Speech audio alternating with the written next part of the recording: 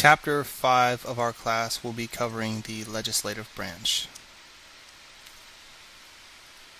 The first thing you need to know about the legislative branch is that it is divided into two houses, the House of Representatives and the Senate. There are 435 members of the House, and representation there is based on population of each state. The bigger the state, the more representatives you send to the House. Also, the term of office is a bit different. It's 2 years as opposed to the Senate, which is 6 years. The age requirement for the Senate is for the House, is 25, and you must be a citizen of the state you represent for at least 7 years. It's a little bit different from President, where you have to be a natural-born citizen. In the legislative branch, you can be an immigrant, but you do have to be an American citizen. The Senate has 100 members, and representation there is even throughout the 50 states, so there are 100 members. As opposed to the House, which is a 2-year term, the term in the Senate is 6 years. The age requirement is 30, and you must be a citizen of the state that you represent for at least 9 years. So you can move to a different state and become a senator, but you have to live there for at least 9 years. Those are the only constitutional requirements of office. However, there are unofficial qualifications, and a lot of those are similar to those of the president that we studied.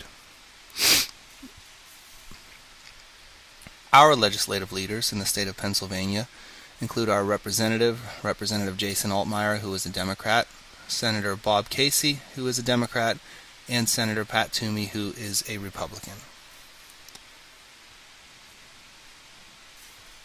Now, Congress has powers that are quite a bit different from the President. Their first and most important duty is to fund the government. They are responsible for increasing or lowering taxes, deciding how money is going to be spent, how it's going to be allocated. Before the President can spend a dime, he has to get it approved from Congress through both houses. They're also responsible for controlling the armed forces and declaring war, deciding how the armed forces are going to be funded. They also govern the District of Columbia. Congress regulates trade among the states and with foreign countries. Congress also approves of any federal judges and Supreme Court justices that the President appoints, as well as approving treaties that the President makes. So basically, the President can do nothing unless it is first approved by Congress, almost. But Congress does have a lot of power in the checks and balances there. Special powers that the Congress has are the powers of impeachment. Only 2 presidents in U.S. history have ever been impeached, Andrew Johnson and Bill Clinton. Andrew Johnson was impeached because he had a lot of enemies in Congress that didn't like his plans for Reconstruction, and President Bill Clinton was impeached because he was accused of committing obstruction of justice and lying under oath, committing perjury. Both of these would be considered, only Bill Clinton's would be considered high crimes and misdemeanors. The House did pass articles of impeachment for both men. It went on to the Senate, where a trial of impeachment was held, and where they are always held, and both men fell short of the required votes to be impeached in the Senate. So while both men were impeached in the House, they were not removed from office in the Senate, and that's how impeachment works. The hearing basically takes place in the House. They decide if there's enough to go on to the Senate.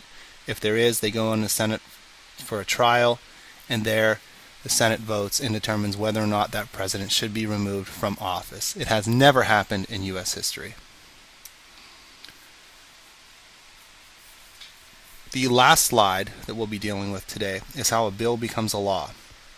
Now, this is a very Reader's Digest example of how a bill becomes a law, a very abridged process. There's a lot of ins, a lot of outs, a lot of what have yous, but I've given a very simple process or simple chart for how bills become laws. There are differences that we will go over in class. Now, the first thing that happens in this process is that a bill has to be introduced. It's usually given a name and a number. Once it's introduced, depending on what that bill deals with, it goes to the proper committee. If it deals with agriculture, it goes to the Agricultural Committee. If it deals with defense, it goes to the Defense Committee, so on and so forth. After that, the committee meets, they discuss the bill, make any changes, and if it goes out of the committee, if the committee votes to move it forward, it then goes to the floor of whichever house it's introduced in for discussion and debate. In this case, it would be the House of Representatives. So the bill then is introduced, it goes to the proper committee. The committee passes it on to the proper channels, and then it goes to the proper house for discussion and debate. If by a majority it passes that house, it goes on to the next house. It is introduced there, given a different name and number, and goes to the proper committee in the other house, be it the House or the Senate. Basically, the same process repeats. That committee meets, they discuss the bill. If it moves out of that committee, it then goes to the floor of the other house for discussion and debate. If it passes that house for discussion and debate, and they vote on it and approve it, it goes before the president, who has three options. He can sign the bill into law, he can veto the bill, or he can pocket veto the bill. Now, if he decides to veto the bill, it doesn't mean it's necessarily dead. However, the bill would go back to the beginning, and it would have to go through both houses of Congress by a 2/3 vote. And it's very unlikely that that would ever happen. However, if it doesn't get to the president, let's just say, for example, that the bill is introduced in the House, it goes to the proper committee, the committee passes it on, it goes to the House passes it on to the Senate, and the Senate committee doesn't really like the bill. Well, they can send it back to the House, and changes can be made to the bill. They'd have to re-vote on it, and then it would go back over to the committee.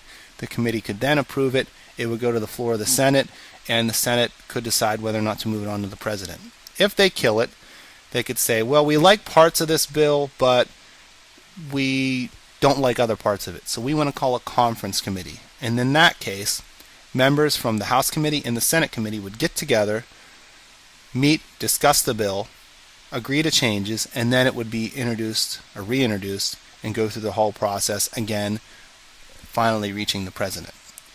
Like I said, there are other ways to go about passing a bill. There are more processes involved, but this is a very basic process and will give you a good understanding of how a bill becomes a law.